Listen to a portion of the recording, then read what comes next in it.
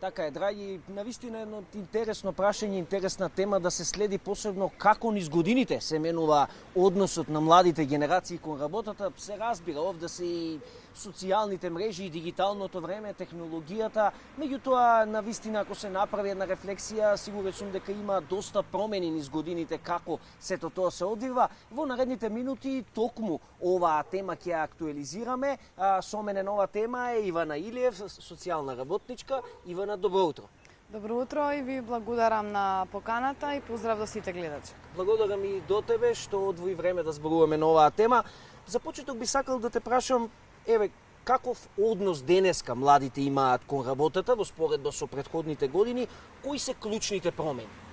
Па генерално сега младите веќе не живеат за да работат, туку работат за да живеат.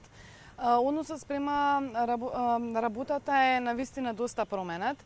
Зашто е тоа така? Сметам дека младите повеќе го ценат повеќе платена работа и односно квалитет на работното место, затоа што сме сведоци дека претходните генерации макотрпно многу работеа и беа лојални на поедини компании, меѓутоа завршија така како што завршија, со ниски пензии, со помали примања.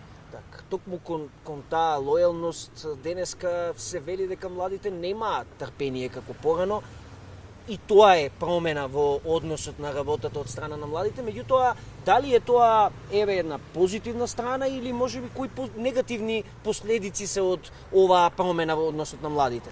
Па не би рекла дека е нетрпение, повеќе би рекла дека е некој финансиски прагматизам, бидејќи младите се свесни и ние сите сме свесни дека унапредувањето во една компанија, односно работењето долго време во една компанија, многу бавно оди нашето унапредување или пак зголемување на платата. Затоа младите сметаат дека току кога ја променат компанијата, многу побрзо ќе се стекнат со ново, повисока работна позиција и повисока плата.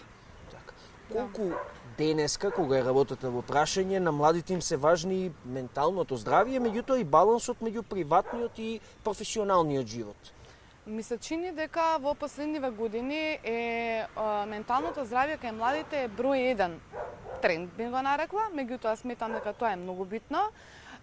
Младите денеска предпочитаат да го имаат својот душевен мир и да имаат добра психолошка состојба пред професионално да согорат. Според некои нови истражувања од младински организации се велеше дека дури 60% од младите во нашата држава може да променат работа доколку веднашка им се понудат подобри услови и повисока плата, а наспроти тоа нема да го градат својот професионален раст, доколку сметаат дека душевниот мир и психолошкото здравје им се нарушува. Така, значи и од овој аспект имаме промени кај младите денеска, дека повеќе се цени менталното здравје. Можеме да заклучиме дека она согорување кое што го споменавте сега веќе толку не е пракса. Генерално мислам дека повеќе се внимава на менталното здравје, меѓутоа и е поактуелно па и професионалното согорување, што е многу добра тема за разговор. Зашто е тоа така? Така, какво влијание имаат денеска социјалните мрежи, новите трендови врз очекувањата на младите за работа и успех, се разбира? Па јас ова прашање го размислувам на два начини. Од едната страна, едниот аспект е тоа дека преку социјалните мрежи им се дава на младите, односно младите се желни за брз начин на успех. Понекогаш има огласи за работа на Инстаграм, ТикТок и така натака, каде што им се нудат брзи пари, брзи средства, меѓутоа често пати се невистини. И тоа е едната негативна конотација, а другата страна сметам дека сега денеска младите ги користат социјалните мрежи многу квалитетно и апсолутно се информирани за своите работнички права. Но исто така ги следат и европските трендови и стандарди, како им се наместени во другите европски развиени земји, какви им се стандардите, какви им се работните услови и така натака. И ми се чини дека тоа им создава некој дополнителен притисок на работодавците, како и на работодавците, така и на младите работници. Така, кога сме кај работодавачите, што е она што треба да го променат за подобро да ги разберат и да ги задржат младите? На младите, како што напоменав, им е битна онаа модерна технологија, оние модерни трендови.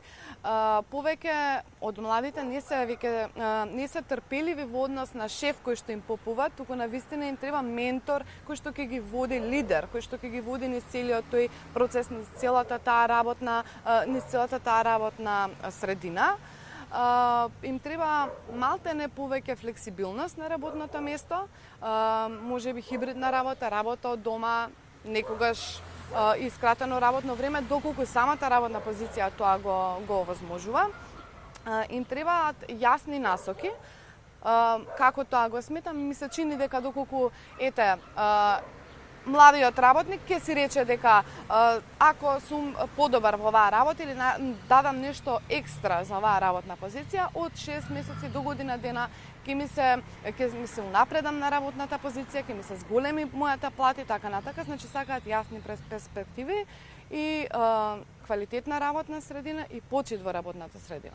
Така, Ивана, благодарам многу на овој разговор и на информациите. Ви благодарам и на вас.